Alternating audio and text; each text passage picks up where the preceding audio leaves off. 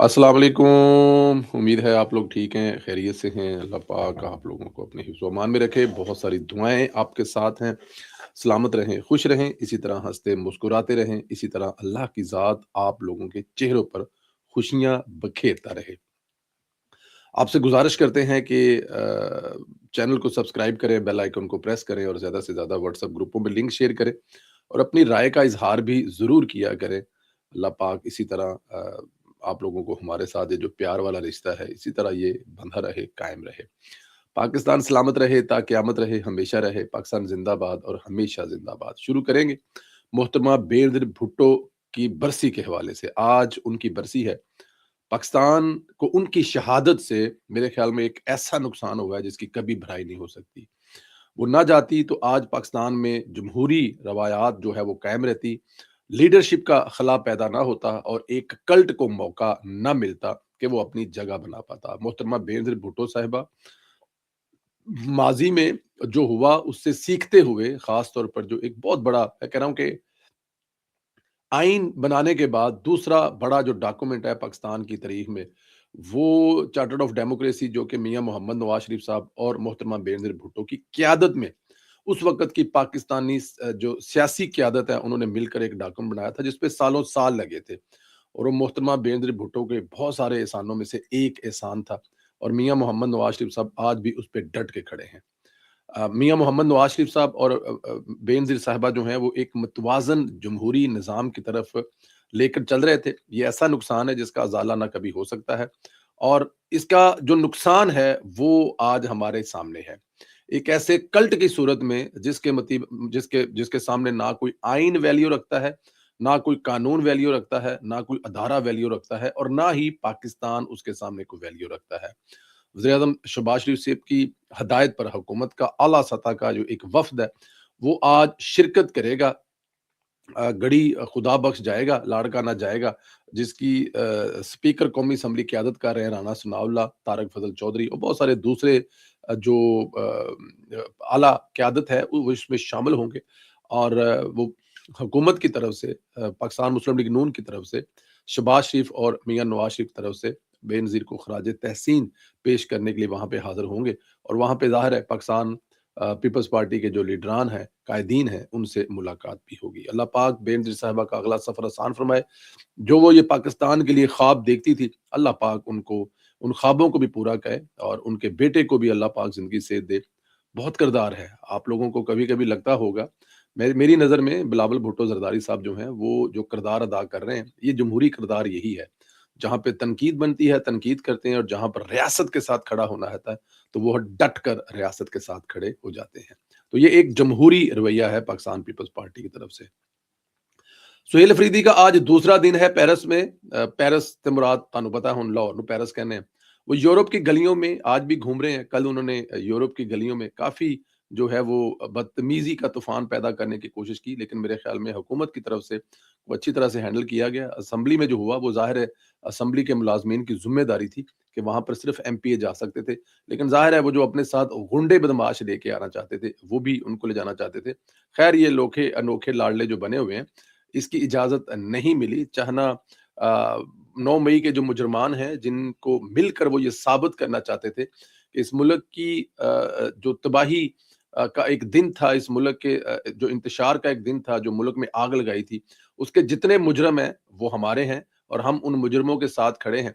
और सुहेल अफरीदी का ये एक्ट जो है, एज़ अ वज़ीर-ए-आला जाकर उन लोगों से मिलना जिनको 9 मई में सज़ाएँ हुई हैं, इस बात की निशानदेही है या इस बात को साबित करता है कि पाकिस्तान तहरीक-ए-इंसाफ को 9 मई पे कोई शर्मिंदगी नहीं है, बल्कि वो 9 मई के करने वालों के साथ खड़े हैं।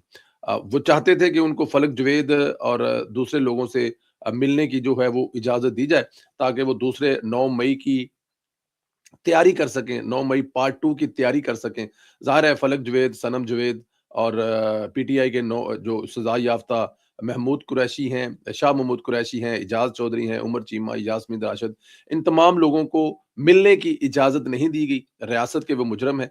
जुर्म इस वक़्त जो उन्होंने किया है मुल्क में आग लगाने की, उसकी सज़ा काट रहे हैं और ये नहीं हो सकता कि कोई भी दंदाता आए और ऐसे मुजरिमों से मिले और वहाँ पे उनके साथ बैठकर फिर एक नई प्लानिंग करे। तो हुकूमत ने उनको इजाज़त नहीं दी, लेकिन وہ اپنی 5-7 گاڑیوں کے قافلے کے ساتھ شاہ محمود قریشی کے گھر اور دوسرے جن جن کے وہ گھر جا سکتے ہیں، جن جن کے گھر بڑی سوسائٹی میں آنے جانے میں کوئی پرابلم نہیں ہے، گلی محلے میں گھر نہیں ہے، وہاں پہ وہ جا رہے ہیں اور وہ جا کر ان کا حوصلہ بڑھا رہے ہیں کہ خدا را ہم دوبارہ پھر دوسرے 9 مئی کی تیاری کر رہے ہیں، تو آپ لوگوں کے جو بڑے ہیں وہ تو اب جیلوں میں ہیں، تو آپ لوگوں کے گھروں میں سے جو دوسرے لوگ ہیں وہ ہمارے ساتھ ضرور چلیں۔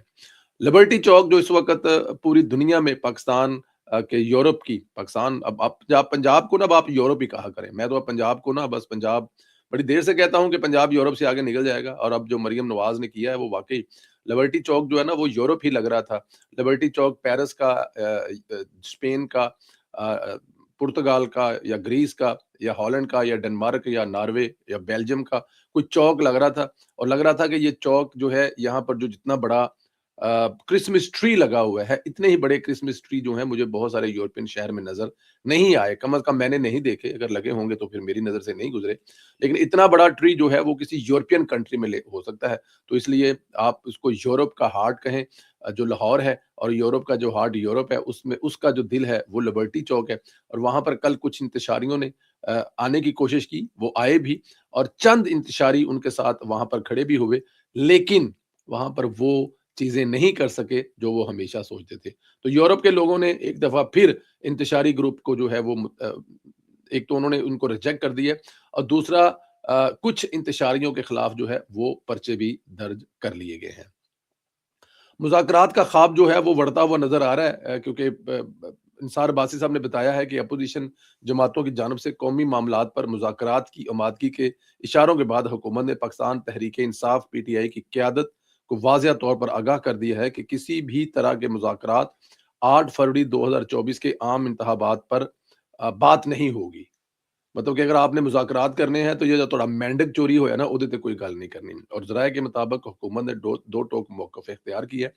2024 کے انتخابات کو مسترد کرنے، گزشتہ سال کے انتخابات پر کمیشن بنانے یا مذاکرات کے ذریعے اقتدار اپوزیشن کے حوالے کرنے جیسے مطالبات پر کوئی بات نہیں ہوگی، اور ذرائع کا یہ بھی کہنا ہے کہ انتخابی عمل سے متعلق تمام اعتراضات کا ازالہ صرف اور صرف الیکشن ٹریبونلز اور عدالتوں کے ذریعے ہی ہوگا، انہی اداروں کے فیصلے قبول ہوں گے، خواہ وہ حکمران جماعتوں کے خلاف ہی کیوں نہ ہو۔